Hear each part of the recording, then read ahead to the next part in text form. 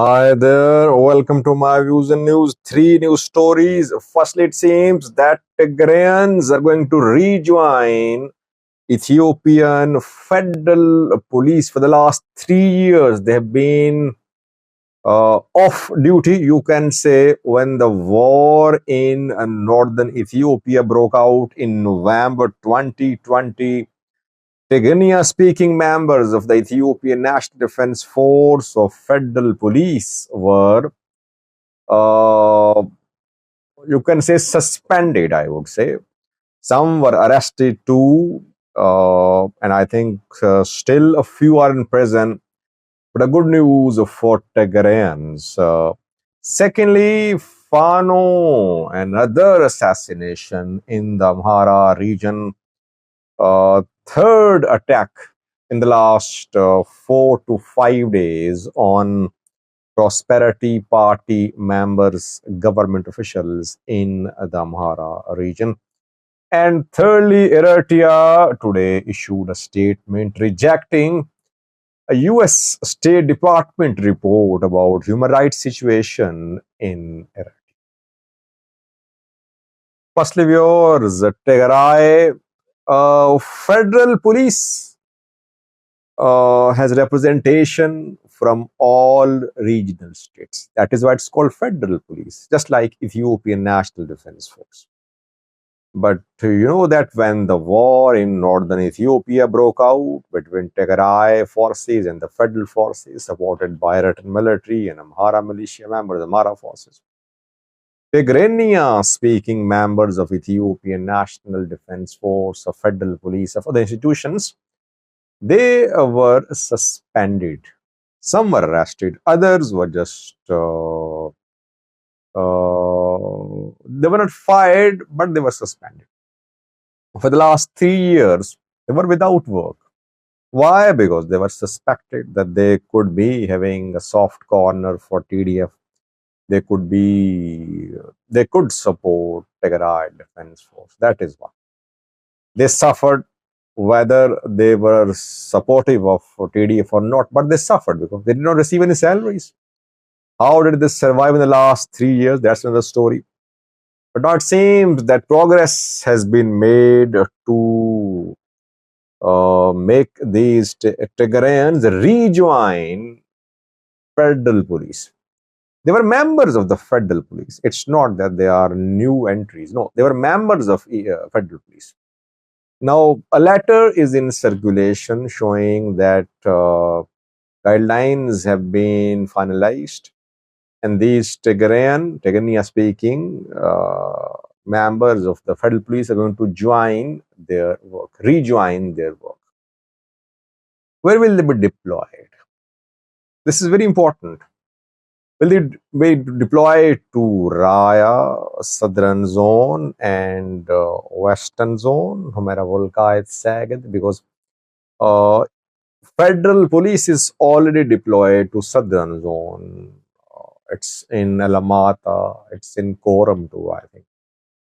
And if progress is made to dismantle the Amhara provisional government in Western Zone, and if Amhara militias are disarmed or expelled from there, you'll see Federal Police and ENDF take over there. Federal Police members will be deployed there. Tigray would ideally like balance in the ethnic background of those ENDF and Federal Police members who will take over in the two zones. In Southern Zone, TDF has already taken large parts of the zone. But in Western Zone, TPLF would ensure that the majority of ENDF members, Federal Police members, is not from the Amhara region, commanders too. It would demand that Tigrayania speaking ENDF and Federal Police members should also be deployed there.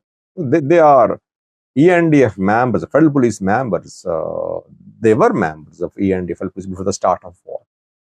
I think that this reinstatement of Tigrayans into the Federal Police could be linked to progress being made toward towards the dismantlement of provisional Amhara government in the two zones. Let's see.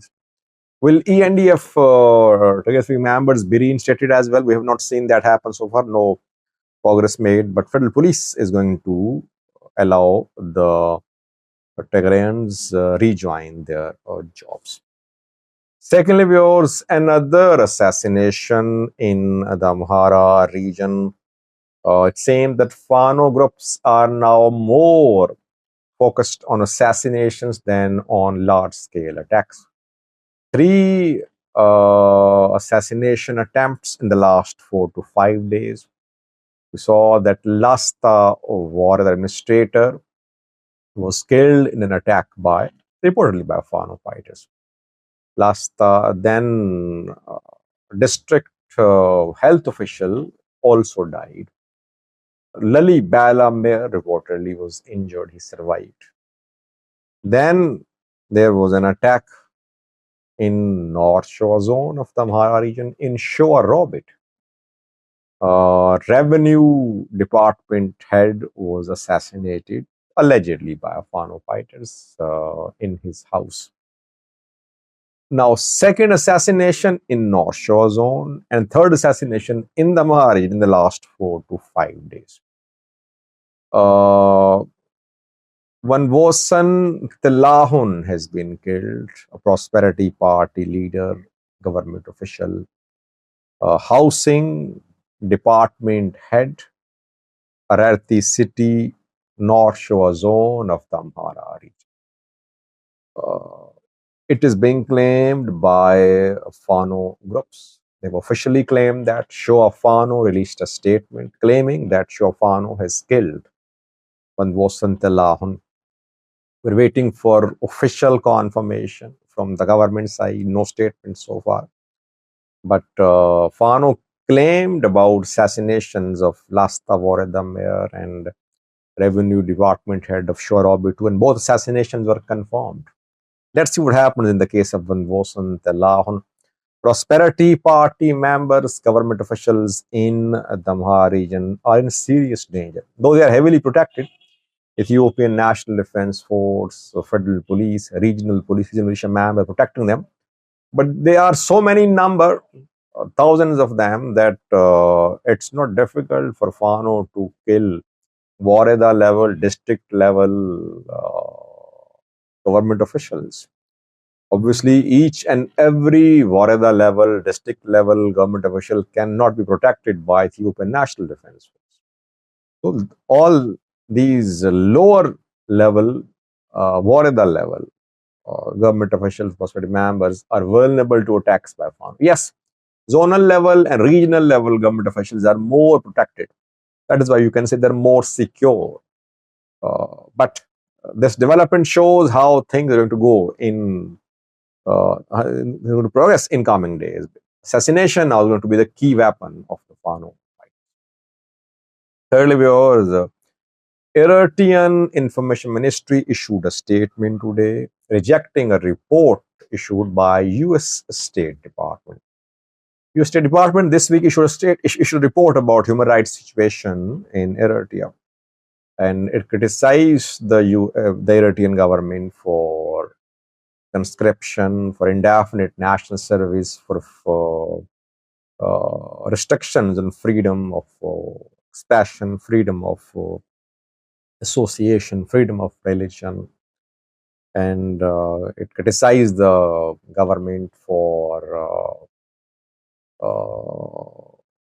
it accused the Eritrean government of bonded labor, of imprisoning dissidents.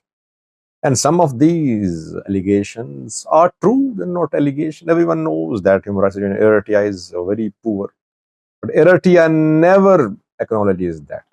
Whenever there is a report about the HR situation in Eritrea, Eritrea just rejects the report, saying it's a propaganda, nothing in it.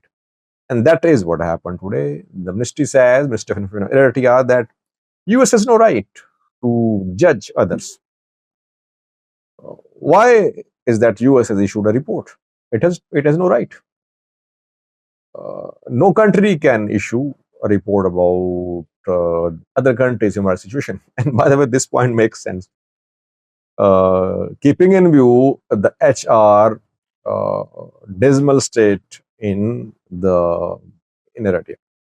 And secondly, the Eritrean government says that the methodology, the content, etc., of the report are controversial, not authentic, and that it's practice adopted by US government to level false allegations against Eritrea. Eritrea never takes such reports seriously. It's part of US government's propaganda to malign Eritrea and to tarnish the image of Eritrean government. This is what Eritrea says. Whenever Amnesty, Human Rights, US, others issue reports about human rights situation in